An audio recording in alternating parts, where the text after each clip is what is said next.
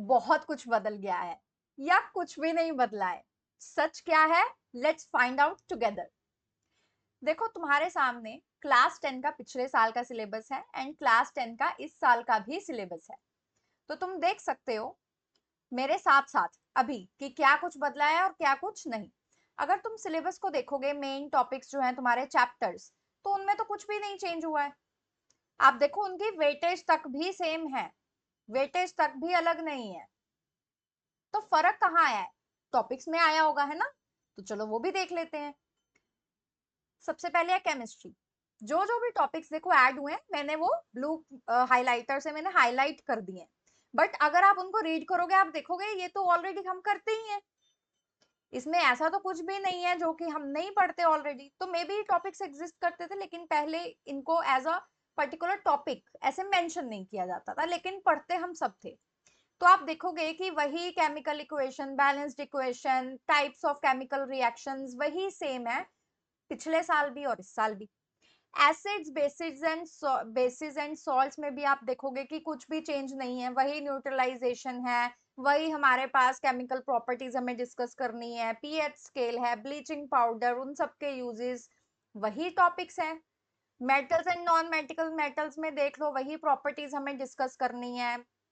Corrosion, reactivity series, carbon compounds में भी वही कोवलेंट बॉन्ड्स जो मेनली होता है वही हमें डिस्कस करना है।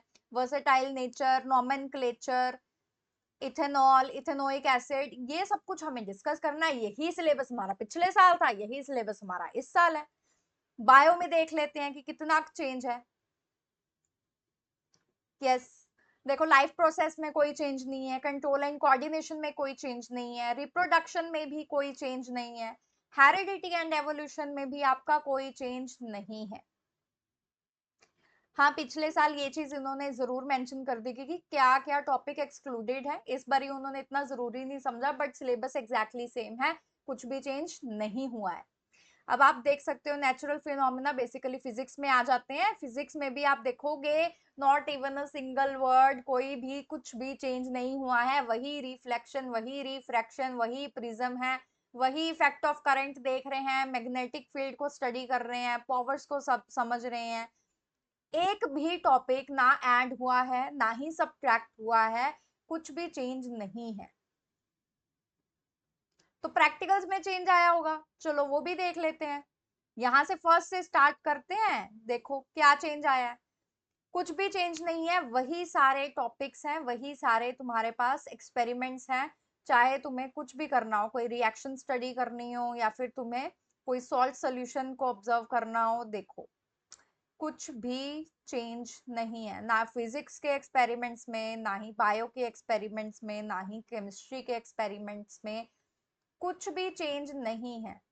टोटल हमारे पास 14 एक्सपेरिमेंट्स थे एंड यहाँ पर भी हमारे पास 14 ही हैं।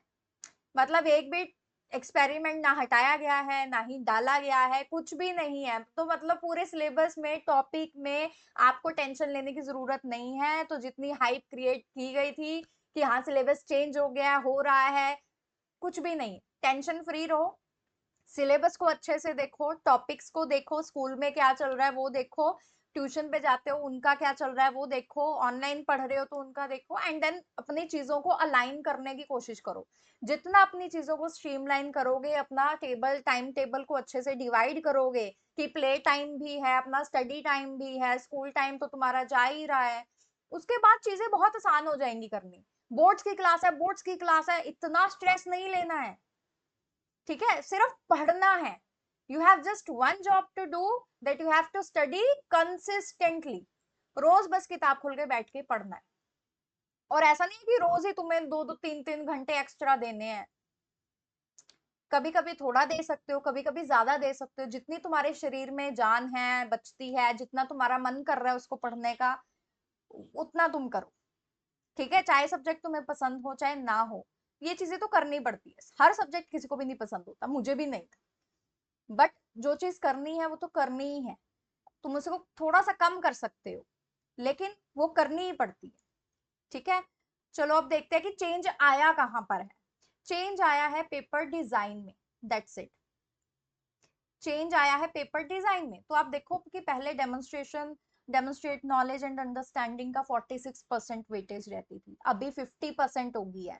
पहले एप्लीकेशन ऑफ नॉलेज का जो वेटेज था वो सिर्फ 22% था, अभी वो 30% हो गया है।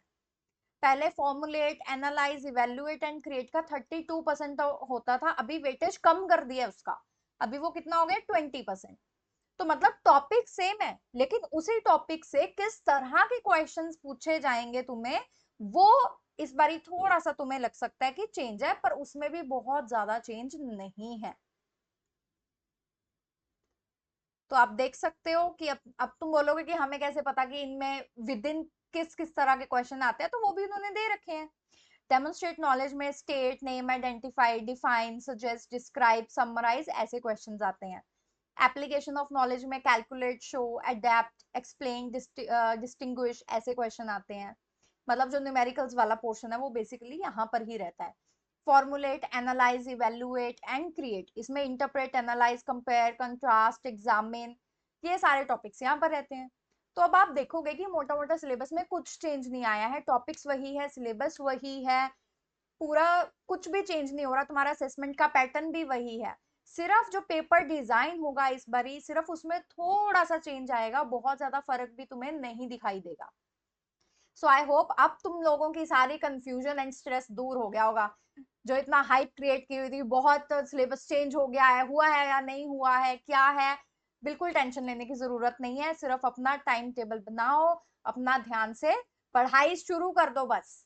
ठीक है, ऐसा ना हो कि तुम एक दिन पढ़ रहे हो, पूरा एक हफ्ता छुट्टी, नहीं। ठीक है, so that was it for today. If you liked the video, then do subscribe to the channel and share it with your friends. See you in the coursework. Bye bye.